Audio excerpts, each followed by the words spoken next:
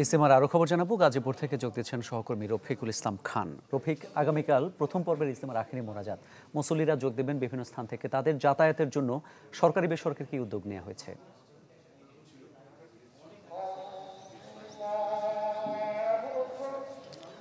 মামুন, আপনি জানেন যে যেহেতু আগামীকাল আখেরি মোনাজাতের মধ্য দিয়ে প্রথম পর্বের প্রথম ইজতেমা শেষ হচ্ছে, আগামীকাল আসলে মুসল্লিদের আগমনের জন্য ইজতেমা যাতে নির্বিঘ্নে আসতে পারে সেই জন্য গাজীপুর মেট্রোপলিটনের পুলিশের পক্ষ থেকে 4টি সড়কে যান চলাচল নিয়ন্ত্রণ করা হয়েছে।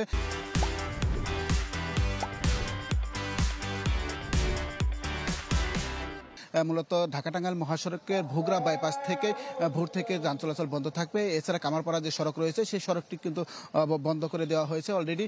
আর যে আবদুল্লাপুর থেকে বাইপাল পর্যন্ত যে সড়কটি রয়েছে সেই সড়কেরও কিন্তু বেরিবাদ থেকে বন্ধ করে দেওয়া হবে। তাছাড়া টঙ্গী থেকে মীরের বাজার যে সড়কটি রয়েছে সেই সড়কেও যান চলাচল নিয়ন্ত্রণ করা হবে। এই 4টি সড়কেই ভোর থেকে কিন্তু যান চলাচল বন্ধ করে দেওয়া হবে। আপনি জানেন যে আগামীকাল যে আখেরি মোনাজাত, সেই মোনাজাতে কিন্তু শুধু গাজীপুর নয়, আশপাশের জেলা থেকেও বিপুল সংখ্যক মুসল্লিরা মোনাজাতে অংশগ্রহণ করার জন্য আসে, যাতে করে তারা নির্বিঘ্নে আসতে পারে সে ব্যবস্থা করা হয়েছে। আর আজকে এই মুহূর্তে কিন্তু ইজতেমা ময়দানে আসলে আসরের নামাজ হচ্ছে এবং নামাজের পরেই কিন্তু যৌতুকবিহীন একটি বিয়ে অনুষ্ঠিত হবে।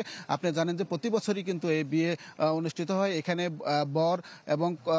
বর এবং কনের অভিভাবকরা উপস্থিত থাকে, বড় উপস্থিত থাকে, শুধু কনের সম্মতিতে এই বিয়ে অনুষ্ঠিত হয়। এখানে খেজুরকে মিষ্টি হিসেবে ব্যবহার করা হয়। এভাবে প্রতি বছরই বিয়ে অনুষ্ঠিত হয়, আজকেও সেটি হবে। তবে এখন পর্যন্ত আমরা কিন্তু জানতে পারি না কতজনের বিয়ে হচ্ছে, সেটি হয়তো আরো 10 মিনিট পরে আমরা জানতে পারবো কতজনের বিয়ে হচ্ছে। তো যেহেতু এই মুহূর্তে নামাজ হচ্ছে, নামাজের পরে কিন্তু আবার বয়ান হবে, সেই বয়ান করবে ভারতের মাওলানা জোহায়ের। এভাবে কিন্তু বয়ান চলবে টানা মাগরিব পর্যন্ত, মাগরিবের পরে আবার মাগরিব থেকে এশা পর্যন্ত বয়ান করবে, এভাবে চলবে। তো এখন পর্যন্ত ইজতেমা ময়দান থেকে এই ছিল সর্বশেষ খবর। মামুন, ধন্যবাদ আপনাকে। বিশ্ব ইস্তেমার খবর জানাচ্ছিলেন সহকর্মী রফিকুল ইসলাম খান।